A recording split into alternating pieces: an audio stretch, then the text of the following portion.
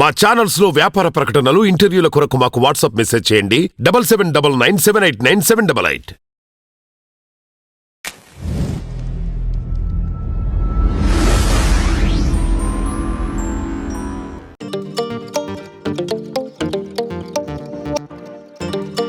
So first isolation ఎందుకు ఉండాలి? Isolation ఇప్పుడు ఒక పక్క మనం చాలా మైల్డ్ అని చెప్తూనే మరి ఐసోలేషన్ ఎందుకు అని మీకు అనుమానం రావచ్చు. ఐసోలేషన్ మన నుంచి ఇంకొకళ్ళకి ఇది పాగకుండా మనకున్నటువంటి బాధ్యత వల్ల మనం ఐసోలేషన్లో ఉండాలి. ఇప్పుడు ఇది మైల్డ్ అనుకోండి, మీరు తిరిగేస్తే మీకు నష్టం ఏమిటి? ఏమి నష్టం లేదు.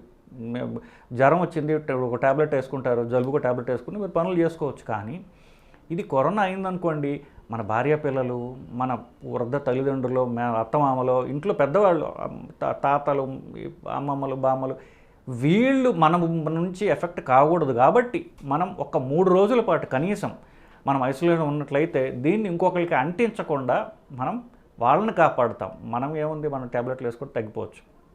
సో మిగతా వాళ్ళు ఎవరైతే రిస్క్లో ఉంటారో వాళ్ళని కాపాడటానికి మనం కనీసం 3 రోజులు ఐసోలేషన్ ఉండటం అనేది అవసరం.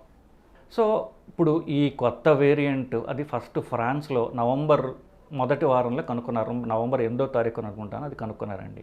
అక్కడి నుంచి అమెరికా వెళ్ళింది, అమెరికా నుంచి అది సింగపూర్ నుంచి మలేషియా, ఇండోనేషియా, చైనా, ఇట్లాగా మ్యాటర్ ఆఫ్ 1 నెలలో ప్రపంచాన్ని చుట్టేసింది అది. సో ఇది నేను చెప్పినట్టుగా ఇది పాత వైరస్లకి దీనికి కూడా బాగా రూపం మారిపోయి ఉన్నటువంటి వైరస్ ఇది.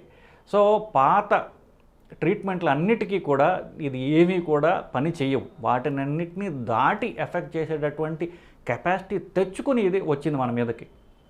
పాత వ్యాక్సినేషన్లు కానివ్వండి, పాత మందులు కానివ్వండి, లేదా అంతకుముందు మీకు 1-2 సార్లు కోవిడ్ వచ్చినా సరే ఇవేవి కూడా మిమ్మల్ని పెద్దగా కాపాడలేవు.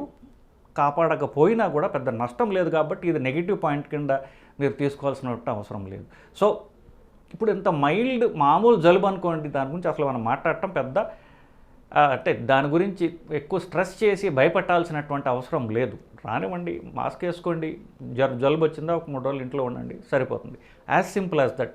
జలుబుకి, జ్వరానికి, ఒళ్ళు నొప్పులకి కావాల్సినటువంటి డోలో ఏదో చిన్నవి, జలుబు వస్తే చిన్న ట్రీట్మెంట్స్ అలాంటివి తీసుకుంటే సరిపోతుంది. సో ఇది చెప్పినట్టు ఒమిక్రాన్కి దీనికి ఆల్మోస్ట్ సేమ్ సిమ్టమ్స్ అండి. అది గొంతుతో ఆగిపోతుంది, గొంతు కంటే కిందకి ఎఫెక్ట్ కాదు. సో గొంతు అంటే ముక్కులోంచి ఎంటర్ అవుతుంది. ముక్కుతో వైరస్ ఫస్ట్ వచ్చినప్పుడు యూజువల్గా వాసన పోయే తత్వం ఇప్పుడు లేదు. జస్ట్ మామూలుగా కాస్త జలుబులాగా వస్తుంది. తర్వాత గొంతుకి ఎఫెక్ట్, గొంతు నొప్పి వస్తుంది. గొంతు నొప్పి ఉండడం వల్ల కొంచెం కింద గొంతు నొప్పి ఉంటుంది వాళ్ళకి, కొంచెం కిందకు వస్తే పొడి దగ్గులాగా వస్తుంది అంతే. ఇన్ఫెక్ట్ అది ఊపిరితిత్తులను ఎఫెక్ట్ చేసేటటువంటి గుణం ఈ వైరస్కి లేదు. సో కొంచెం జలుబు, జ్వరంతో పాటుగా ఒళ్ళు నొప్పులు, అలాగే గొంతు నొప్పి ఉన్నప్పుడు ఏం చేస్తాం, మామూలుగా మాటికి మన వాళ్ళు మింగుతుంటారు కాబట్టి ఆ వైరస్ కొంత పేగుల్లోకి పోతుంది.